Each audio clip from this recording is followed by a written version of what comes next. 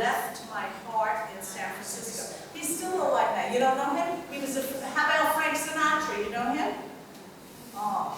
These Americans, they're so famous. They're so famous. How about this guy?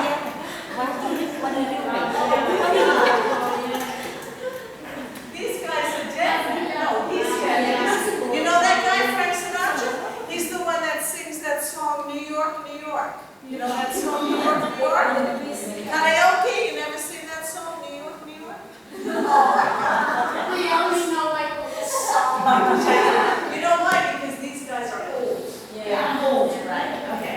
But anyway, so, okay, so like right here, so this guy, my uncle had the first record he ever made because he was like friends with him and he became a very famous singer. My uncle did it, right? But anyway, so here I can write something about my family, right?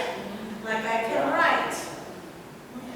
I used to go to my uncle's house, right? I remember my uncle, who's now dead, right? What this reminds me of, right? My uncle, who loved to sing opera.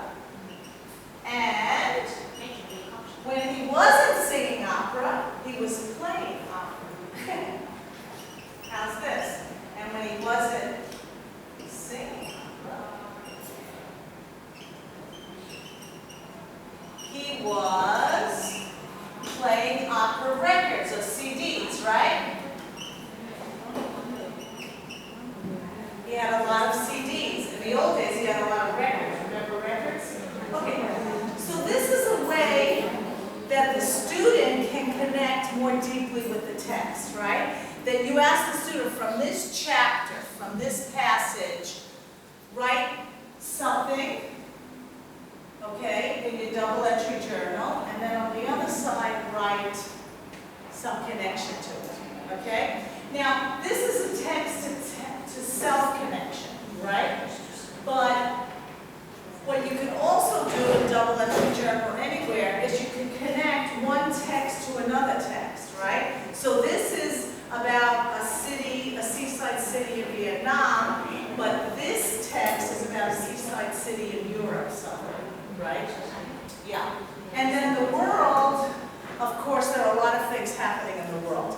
That could also be the world, okay?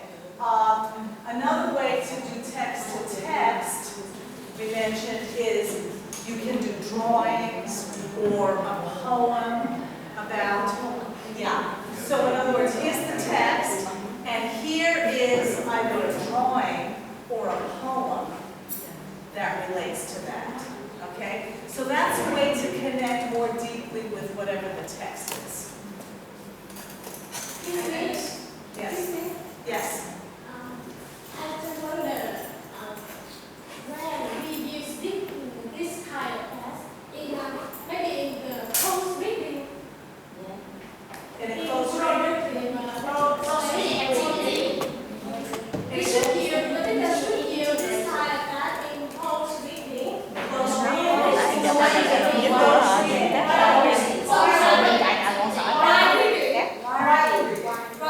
Cái đoạn phát biểu rồi chứ.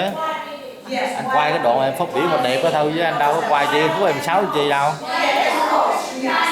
Cô Phạt em mà bao em 6 chi.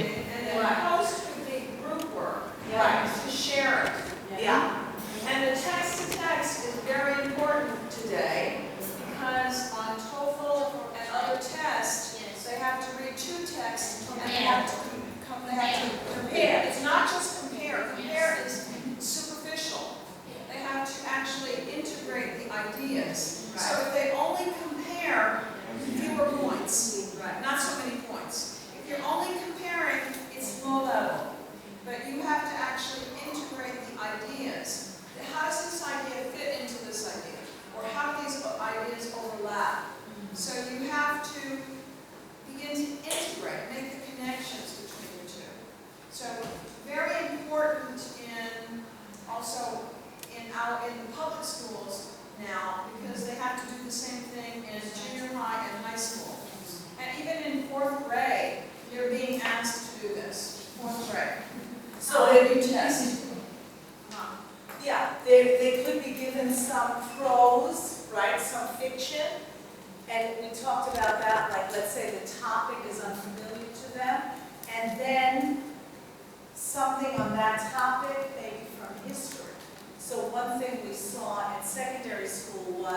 You know, we had this famous president, Abraham Lincoln. You know that guy? Remember? Okay. He was a famous president. And he was a president during an important time in our history, the Civil War. Okay? So the text is something that Lincoln said in 1863, a speech he gave, which is very famous and very difficult. And then what a historian, somebody who writes about history, said about the war. Do you understand? So this, what Lincoln said, is a speech by the president, and the other is somebody who writes about history. And then they have to discuss, either in writing, usually in writing, the ideas in those two texts. Okay, they'll be specific. So it's very important. And also the text is always important. 21st century skills, in the global world. I mean, we're now in an international world. You're entering ASEAN. So you're now in we're in an international marketplace. So you need to be, and your students need to be aware of what's going on in the world.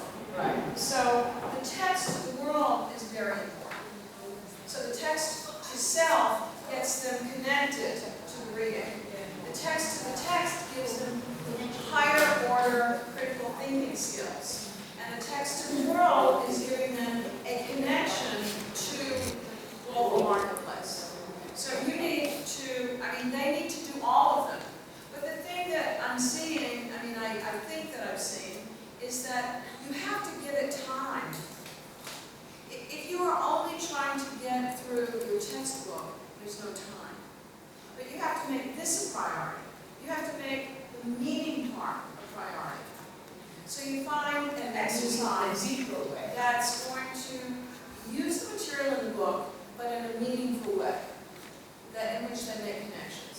So if you're only doing exercises in the book, it's not enough.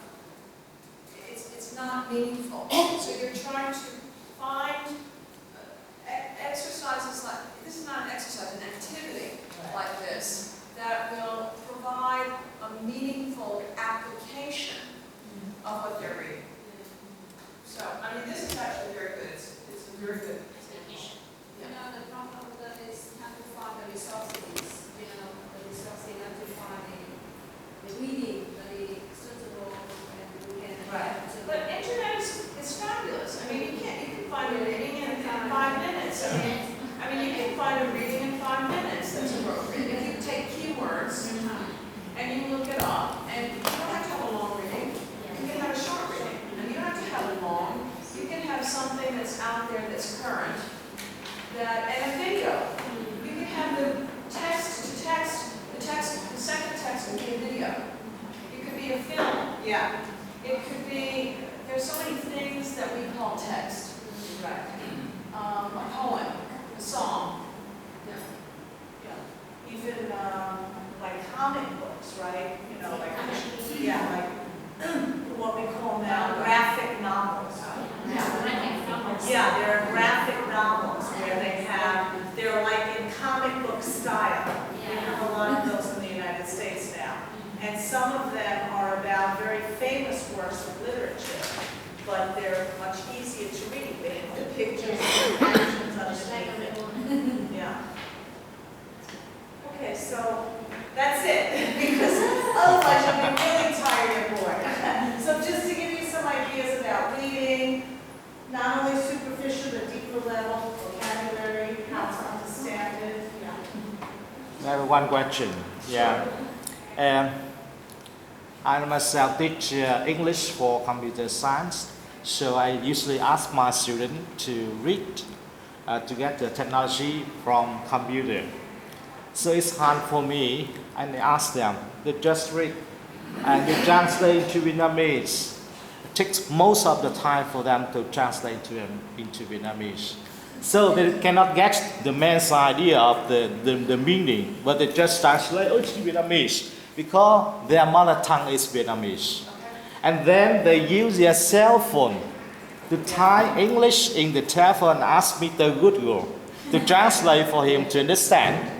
And then when I asked him some questions, he can share and answer the questions. But the task that you're giving, Translate, not give time. but the task that you're giving is to read. So this is the problem.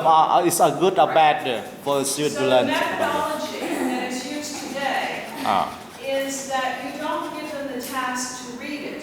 You give them a task, a problem to solve. Right. And when you give them a problem to solve, then they have to read it to solve the problem. Right. Then they're motivated.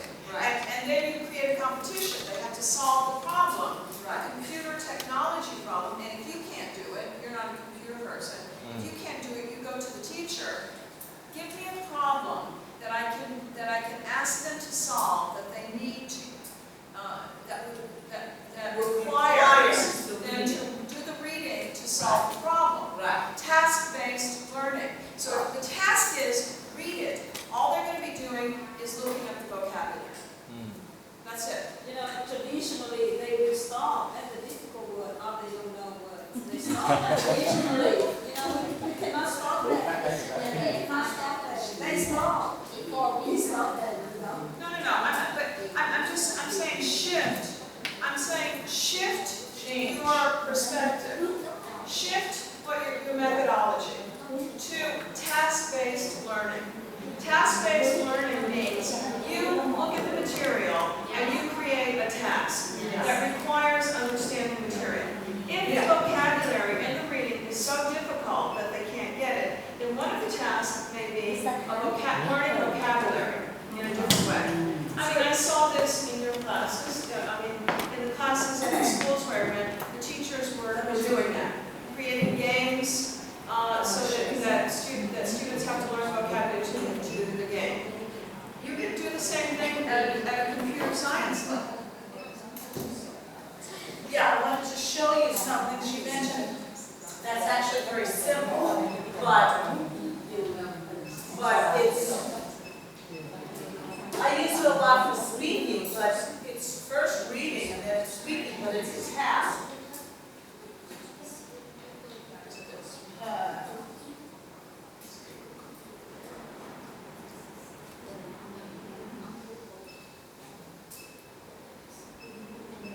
But in the first presentation, I gave you something like word sift, and the other is Wordle. You can look at word sift, the technology, it's a program. Put the text in there and find out how difficult the text is. And word sift will give you a list of vocabulary words that are difficult. And you can focus on those words to help your students in a different exercise to help your students, to prepare your students for reading. I mean, you have to break it down. None of this is easy. This requires time on your part. You can't just pick up a book and come to class. I mean, you've got to be invested in your work. It's professional. It says escape. It says press escape. Oh, maybe I'm escape.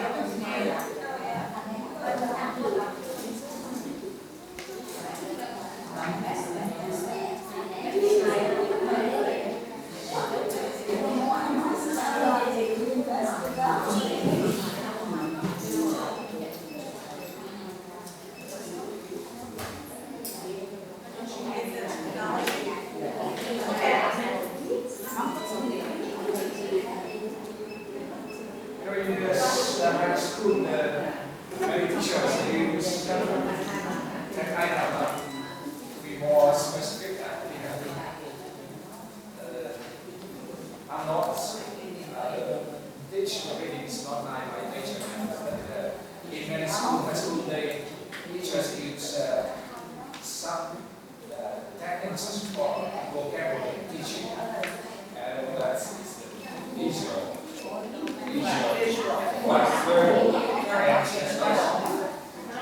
Translation 3D text back on my school.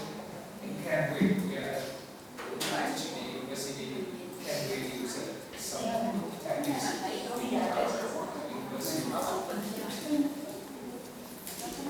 Well, one technique, word in context that I was showing you, okay? Another is to analyze the word, right? Another is, like even in this text, this right here, you can also,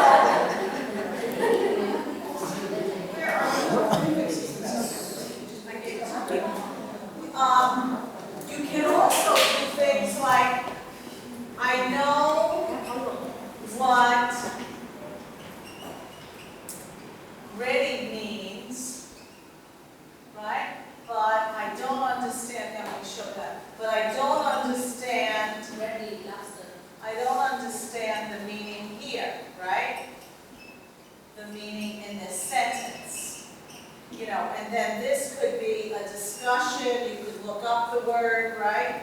So this is another way to kind of interact with the vocabulary. You know, and maybe in a group, like some people here figured out what ready meant. So that's another way to, yeah, I mean, it's trying to guess the meaning from the context. It's, I gave her copies, word analysis, the prefix, the suffix, and the roots of the word, taking it apart. My question is, Yeah. Yeah. to be more specific, is in terms of the vocabulary teaching, is really different. And in school, my school teachers use instrument, techniques, for the vocabulary teaching, like they use Words. and Right, words, chapter yeah. and- At the basic level, that's good. my gesture. Yeah. So do you think it's good for us, where here in Pham University, we can use these techniques? I would also just like to say that, I mean, one thing is that if you shift, if you have a new paradigm, and the paradigm is meaning, using language for meaning, and New not idea, a new idea. Go ahead. You see what she has done here and what we did today, looking at the reading here. We were looking at reading for meaning. We were looking to share an experience. So when I read something, she belongs to a couple of book clubs. So a lot of people belong to book clubs. I don't have time to do that. But a lot of people read and then they share that. They make that a priority in their lives. So when you're reading, it's a shared experience. What you read is a shared experience, and you talk about it in a meaningful way. So if I shift in my classroom from, I've got to go over 15 vocabulary words. So I shift, I change the paradigm in my mind. And what paradigm I'm creating is that I want my students to become aware of what they know and what they don't know. Right. What they know and how they can use it to create new knowledge, and what they don't know and what do they really want to know. You know, so that they can become, it's almost like a Buddhist, you know, a real Buddhist awareness thing. It's being here in the center. And it's knowing what you know and what you don't know. And how to find And out what you need to don't do. know. Where you're going to go. Yeah. The next place that you're going to go. It's a very Buddhist type thing. I mean, you say you're Buddhist, but I mean, I want to see people practicing Buddhism and practicing awareness. Because that's what you're trying to get your students to do. And that's where the learning takes place. It takes place when there's noticing and when there's awareness. But if all you're doing is going through the vocabulary list, nobody cares. It's not a big deal. I just check it off. I don't know if I know it or not. I think I know it because I've been over it. But I don't know if I know it. I mean, I saw yesterday in somebody's class, they said, look at the words, and I think this is common. Look at the words, then close your book, and what do you remember? That's a great exercise. That's the beginning. Memory is the beginning. But you've also got to come to learning with awareness. If you don't have awareness, if you're not aware of what you don't know and what you do know, Using what you know to learn things, like we did with city and Pham and all of that, right? There were some indications there in the text, right, that helped you understand the vocabulary. but you have to make the students think, understand that you value their learning. Not value getting through the textbook. You value their learning. And that's the paradigm shift, that you value learning. It's a paradigm shift. It's a whole shift in world perspective, I value learning. I value putting things together. And if once you change that, then you can still get through the material. But the students begin to see something different. And my dad did that. I didn't finish saying that. In her class, we were doing Robinson Crusoe, and they did some superficial thing, but then she asked them some questions about Robinson Crusoe, and that made them think about the book and the character in their own lives. So it's to show them the value of literature. I mean, the value of reading literature. I mean, what is the value? It can change my life. I can change my entire life by reading and the way that I see things. So you have to show that, teach your children, teach your students to value learning in a way that, I know that in Vietnam it's always been valued. We have a temple of literature, but it's lost when you have an educational system that values the test. Which we have. Yeah, I just wanted to show you, like, this is a task. So what do you see here are these shapes and things. But then we do this in speaking class a lot, but I mean, it's reading too, right? It's a specific task. What is the task? A student has this, and B student has this, right? But both students have this. So that means that each student, oh sorry, I'm pressing the button. Okay, each student fills out this, okay, this thing that I showed you first, okay. So the point is, this is a specific task that they have to do. They have to fill this out based on this information, right? One group. And another group, or another student, this information, right? So each student has this, but it's different for the A student and it's different for the B student. And this is a task that they do. So they have to read and understand and complete this. You know, very basic, right? And then afterwards, you have one and I have one, but because you were A and I was B, and we put this on the side, now we have to discuss, what is this? Who is this, right? And when I ask you those questions and you answer, then we get involved in a discussion. I just bring this as an example of a task, right? This is a task that they do where they have to read and write and then speak.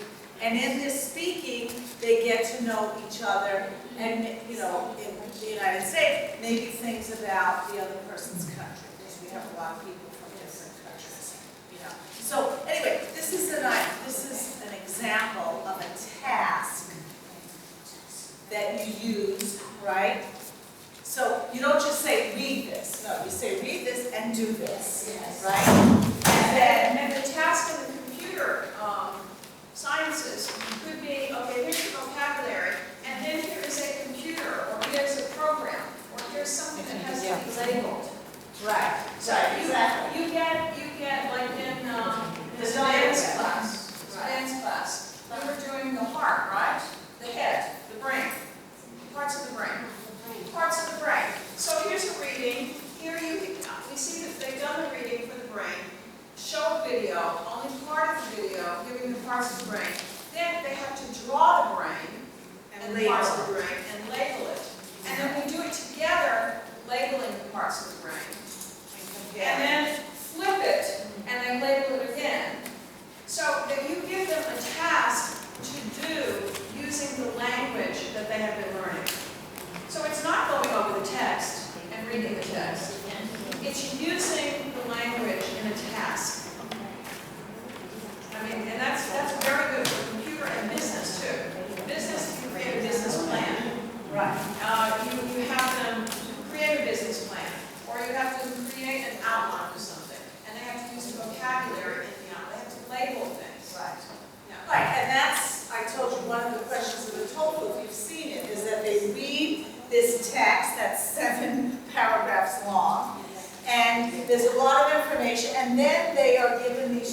and they have to fill out the charts with the information, right? So some of it is comparison and contrast, or, you know, differences between this and that that's described there, and they have to put it in. So that's the task that shows they understand the reading. Okay. That's it. Any other Okay, questions? thank you. Thank you very much.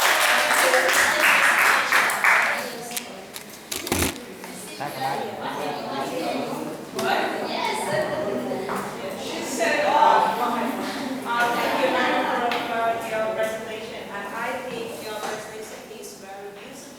Interesting. And we can learn many things from your presentation, and I hope that all of us can apply your experience in this teaching for our students. Once again, thank you very much. Something that has to be continued, right?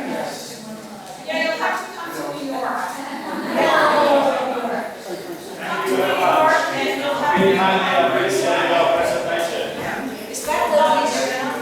Yeah, these are extra papers, if you guys want to take them.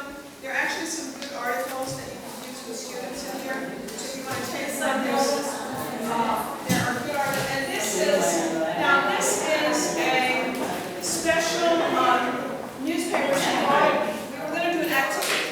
Chụp một cái hình này để em đưa lên. This is a paper. Lấy lại cái tiền của bà để chụp nghe chụp. Anh nói gì không? Nói đi. It's in New York. I don't know if it's in New York. It's yes, it is. Yes, you can take. Yeah, it's produced in New York every week. Teachers can subscribe to it. It's 4 pages long and it's written for ESL students. Yeah. So it's top news stories that are written in for ESL students. And every week it has crossword puzzles and everything. And every week they also give you a teacher's guide. Anh nào là 10 bài cái máy đúng không? Activities with 10 bài these- cái mình bỏ nó cái đâu phải đúng rồi. Cái bờ mình hơi luôn. We've only got one class. Ở đó thay đổi gì không? But you can Dùng take, khối lớp nào rồi. so you Cái can bờ do the nó same hơi vậy đó. thing. You can do some of the same things that you're doing this. Vâng rồi rồi. With this. Em kia không. You Bị con can 10 cái máy do mà. some of the same things that people do tiếng Anh with nói là tiếng this Hàn hả? newspaper, with this newspaper. So if you go online to their website, sometimes I think that they have suggestions of how to use the Có 10 bờ newspaper. mà đúng không? But you're talking about text to world. You need, or text to text, text to world. This kind of thing, you need to have students need to be reading more than just the text. So, you can take one, you can take these things and also.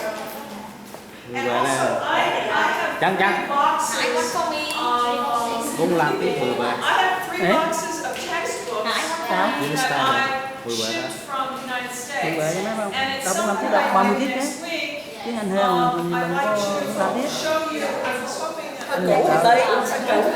But Đúng không? Bạn anh. Bạn anh. 10 bài cái máy không? 10 bài thì 30 tiết tiếng Anh hơn mà tiếng Anh một cũng không làm.